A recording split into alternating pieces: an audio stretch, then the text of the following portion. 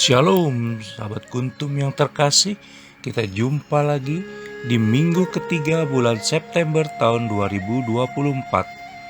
Hari ini adalah hari Senin, tanggal 16 September tahun 2024, di mana hari ini merupakan hari biasa dalam pekan biasa yang ke-24 dengan warna liturgi adalah merah. Kuntum pada pagi hari ini mengambil tema Yesus menyembuhkan hamba seorang perwira di Kapernaum.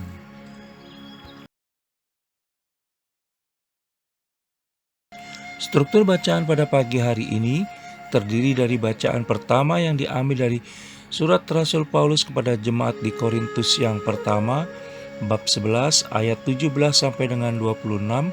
Mazmur tanggapan diambil dari kitab Mazmur 40 ayat 7 sampai dengan 10 dan ayat 17. Bait pengantar Injil diambil dari Injil Yohanes 3 ayat 16, dan bacaan Injil pada pagi hari ini diambil dari Injil Lukas 7 ayat 1 sampai dengan 10. Bacaan Injil pada hari ini dapat kita baca pula dalam Injil Matius 8 ayat 5 sampai dengan 13, Injil Yohanes 4 ayat 46 sampai dengan 53. Bacaan Injil pada hari ini sama dengan bacaan Injil pada hari Senin, tanggal 18 September tahun 2023, tanggal 13 September tahun 2021, tanggal 16 September tahun 2019. Struktur bacaan pada hari ini sama dengan struktur bacaan pada hari Senin, tanggal 12 September tahun 2022.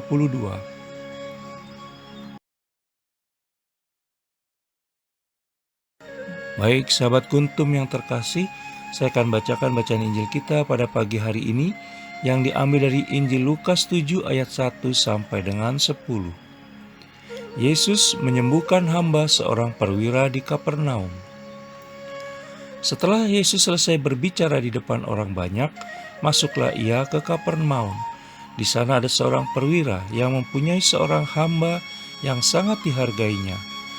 Hamba itu sedang sakit keras dan hampir mati. Ketika perwira itu mendengar tentang Yesus, ia menyuruh beberapa orang tua-tua Yahudi kepadanya untuk meminta supaya ia datang dan menyembuhkan hambanya. Mereka datang kepada Yesus dan dengan sangat mereka meminta pertolongannya. Katanya, "Ia layak engkau tolong, sebab ia mengasihi bangsa kita dan dialah yang menanggung pembangunan rumah ibadat kami."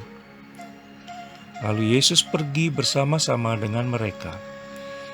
Ketika ia tidak jauh lagi dari rumah perwira itu menyuruh sahabat-sahabatnya untuk mengatakan kepadanya, "Tuan, janganlah bersusah-susah, sebab aku tidak layak menerima Tuan di dalam rumahku.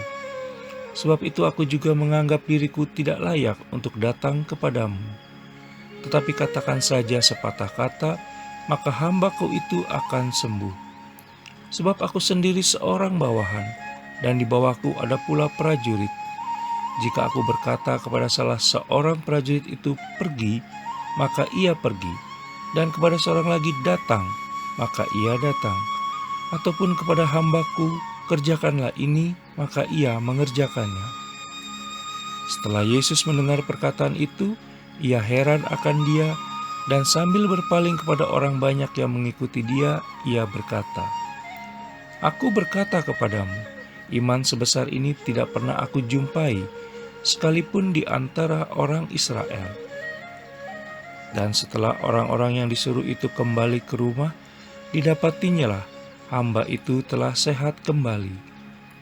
Demikianlah sabda Tuhan, terpujilah Kristus.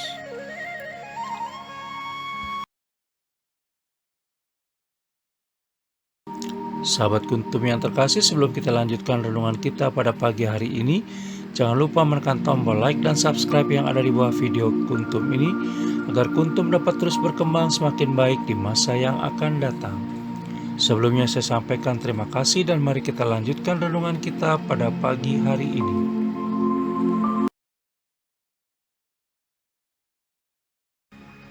Sahabat Kuntum yang terkasih, setelah mukjizat pertama Yesus Kristus dalam pesta perkawinan di Kana, kita bisa baca dalam Injil Yohanes 2 ayat 1 sampai dengan 11.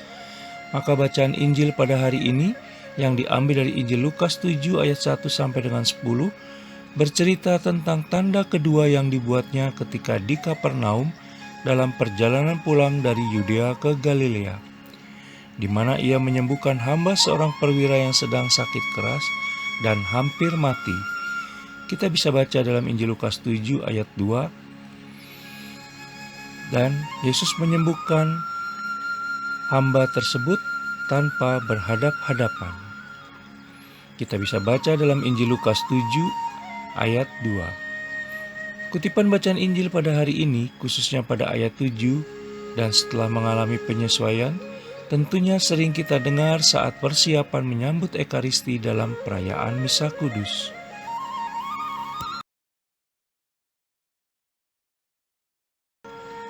Dari sikap perwira tersebut kita bisa belajar beberapa hal, antara lain: 1. Untuk lebih peduli pada sesama, termasuk keluarga kita sendiri. Kepedulian ini harus menjadi tindakan nyata sehari-hari, serta bukan hanya sekedar mendoakan mereka. Tidak sedikit di antara kita yang mengeluh saat diminta merawat orang sakit, walaupun yang sakit tersebut adalah keluarga terdekat. Kemudian akhirnya menyesal ketika yang sakit tersebut meninggalkan kita selamanya. Penyesalan muncul karena merasa belum sempat memberikan yang terbaik semasa hidupnya. Kedua, untuk mengakui bahwa Yesus Kristus dan kuasa-Nya lebih kuat dari siapapun di dunia ini, serta mampu menyembuhkan dan memulihkan hidup serta kehidupan, di mana perwira tersebut memilih rendah hati dan mendasarkan imannya kepada Yesus Kristus.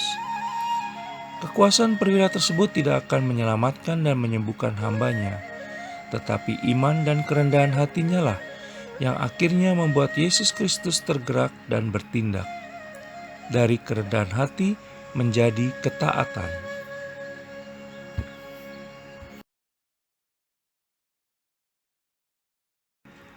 Di dalam iman, kita percaya bahwa Allah Tritunggal Maha Kudus sudah menyelesaikan semua permasalahan kita. Hanya waktu yang berbeda pada setiap orang. Ada banyak proses untuk menjadi orang beriman, serta semua sesuai dengan rahmat yang didapat dari Allah Tritunggal Maha Kudus. Bagian kita adalah bertekun untuk terus-menerus berserah diri dan percaya kepada Allah Tritunggal Maha Kudus sambil menunggu waktunya. Apapun jawaban Allah Tritunggal Maha Kudus, pasti untuk kebaikan kita.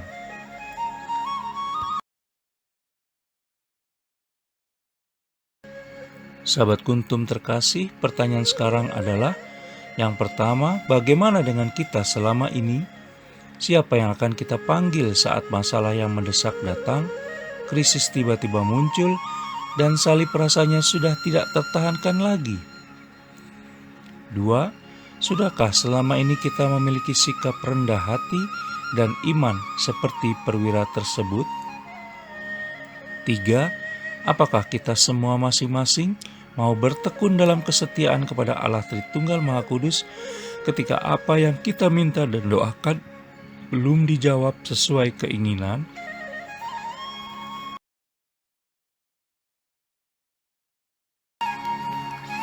Sahabat Kuntum yang terkasih, bila ingin lebih jelas lagi, silakan melihat kepada deskripsi yang ada di bawah video Kuntum ini.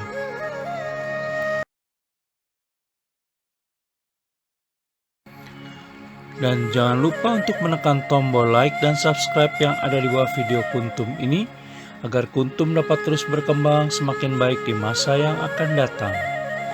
Juga bila Anda ingin membagikan kepada relasi Anda, silakan tekan tombol share, dan semoga Kuntum bermanfaat bagi banyak orang lainnya.